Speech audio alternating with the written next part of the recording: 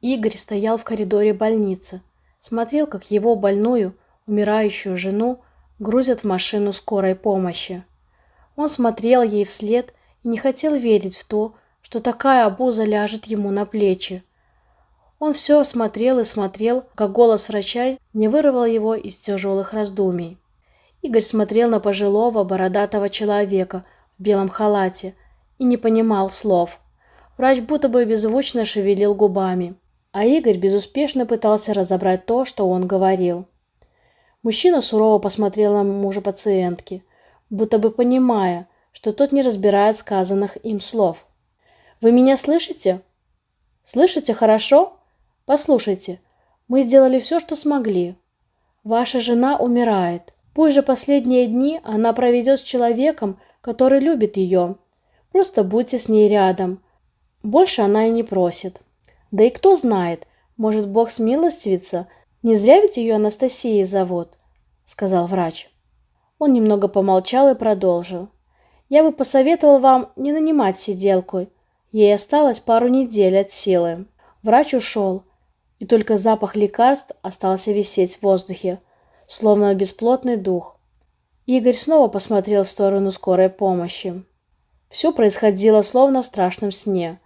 Мужчина смотрел, как машина подъезжает к его многоэтажке, заносят жену в квартиру и оставляют на их супружеской кровати. Прошло 2 часа с тех пор, как больную умирающую жену привезли в его квартиру. И с этим Игорь никак не мог смириться. «Игорь, родной мой, подойди ко мне», — хрипло взмолвила жена. Но муж не подошел. Она тяжело закашлялась с каким-то глубоким булькающим звуком. Он закрыл уши ладонями и силой плюхнулся на кресло. То звонко заскрипело. Ему хотелось издать хоть какой-то звук, но безуспешно. Игорь расстелил диван и лег спать, надеясь, что жена не переживет поездку и умрет к утру. Но его надеждам не суждено было осуществиться. Игорь проснулся до будильника. Он сделал себе кофе и вошел в спальню. Жена спала, дышала. Почему-то этот факт так сильно разозлил его, что он едва сдержался, чтобы не закричать. Его всего трясло от злости. Мужчина вылетел на кухню, изо всего маху швырнул кружку о стену. Коричневая жидкость крупным пятном стекала по крепкому кафелю, на котором не обнаружилось ни единой царапинки. Мужчина тяжело вздохнул и заплакал. Он сидел на стуле.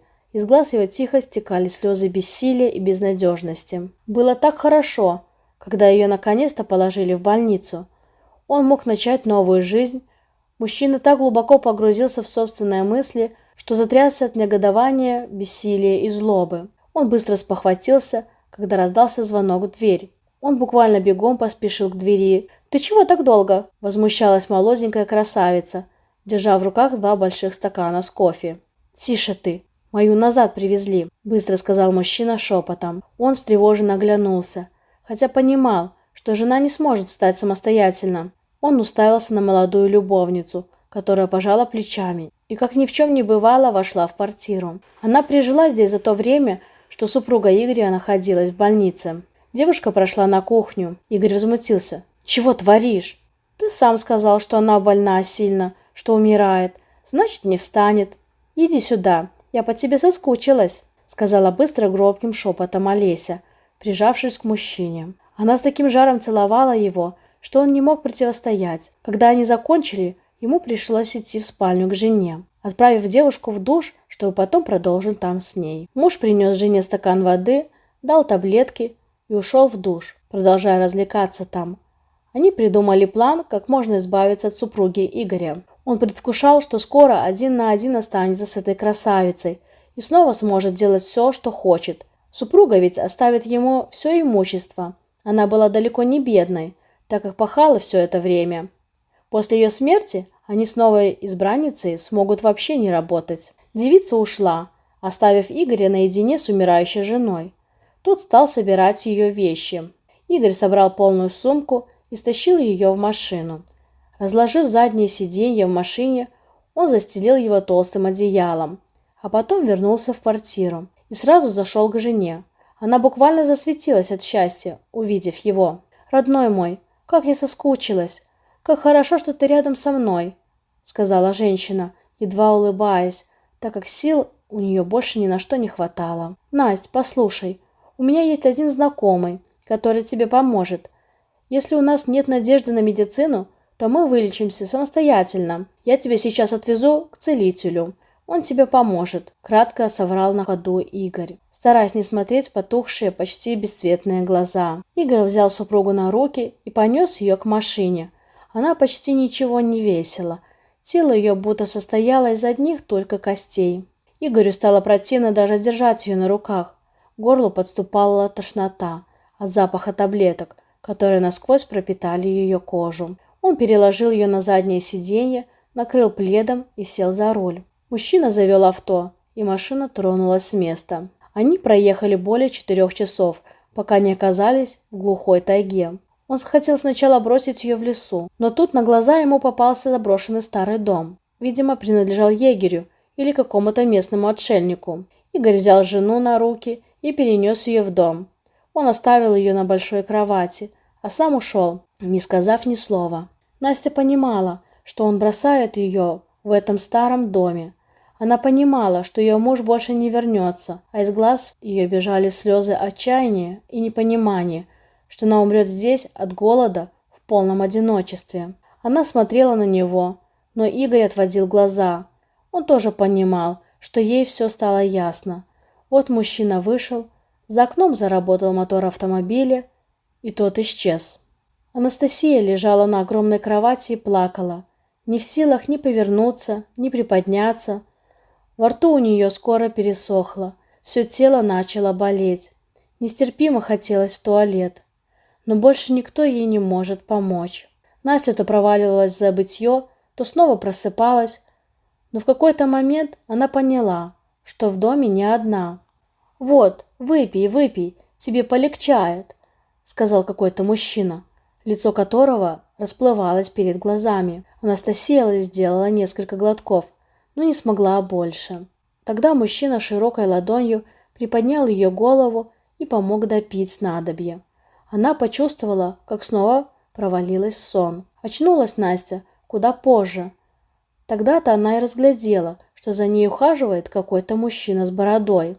Он подошел к ней, улыбнулся и сказал: «С добрым утром! Наконец-то ты в себя пришла. А я всегда говорил, природа все лечит». Она и правда чувствовала себя так хорошо, как никогда не чувствовала себя за последние 4 года болезни.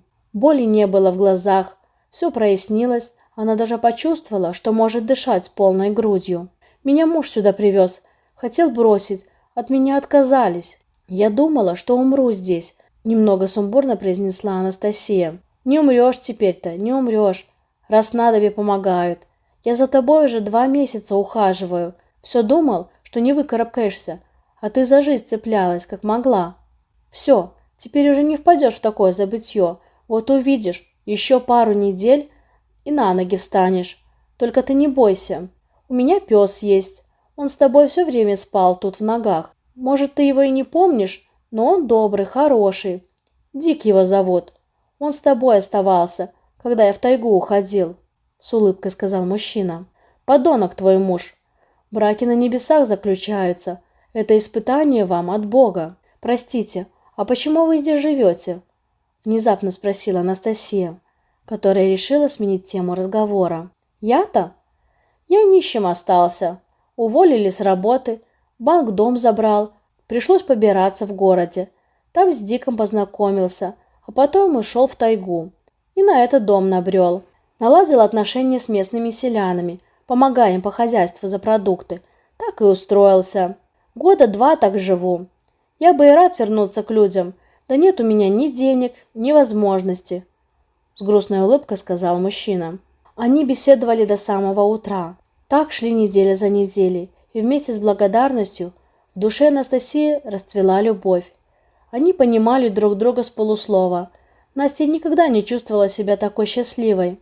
Но однажды, когда она совсем окрепла, она решила уехать. Он отпустил ее, хоть и не верил, что она когда-нибудь вернется. Настя была для него слишком красивой, слишком обеспеченной, чтобы провести остаток жизни с нищим где-то в глухой тайге. Он довел ее до села, там подвезли до города. Первым делом Таисия пошла к своему юристу. И тут начался сущий кошмар. Оказалось, что мужчина почти оформил ее как умершую. Оставались считанные дни для оглашения приговора суда. Настя приложила усилия и не один день боролась, решение суда отменили. Тогда Настя сняла все деньги со своего счета и купила добротный дом в местном поселке городского типа. Она вернула свою машину, что заложил муж, но так и не показалась ему на глаза. Настя тут же села за руль и поехала в ту самую глухую тайгу, к тому дому. Когда Леша вышел, то был счастлив, увидев возлюбленную, что пропала на 2,5 недели. «Собирайся, я купила нам дом. Ты мне спас жизнь, а я подарю нам новый дом», — сказала она, ликующе обнимая любимого человека. Уже к вечеру они были в новом современном коттедже, наслаждаясь каждой минутой, проведенной вместе. Настя до сих пор не верила, что не только выжила там, в глухой тайге, но и встретила свое счастье. Когда Игорю пришел иск в суд, он не поверил своим глазам. Прошло полгода с тех пор, как он отвез жену умирать в тайгу. Он даже не сразу понял, что происходит. Он явился в суд и обомлел, увидев здоровую, красивую женщину рядом с крупным, красивым мужчиной, который обнимал ее, словно здоровый медведь. Развод прогремел для Игоря, как гром среди ясного неба. Он смотрел на постановление суда и не верил, что остался нищим. Счета жены, квартира тоже. Даже старая дача принадлежала жене, а он без работы, без образования, абсолютно непригодный для самостоятельной жизни. Естественно, та девушка давно покинула его, найдя более сытное местечко. Он рванулся с места к супруге, чтобы вымолить прощение, но здоровенный мужик заслонил с собой хрупкую Анастасию. Игорь не решился действовать. Он отступил, провожая взглядом красивую пару. Все было кончено. Игорь был так счастлив, когда наконец-то бросил жену умирать в той тайге.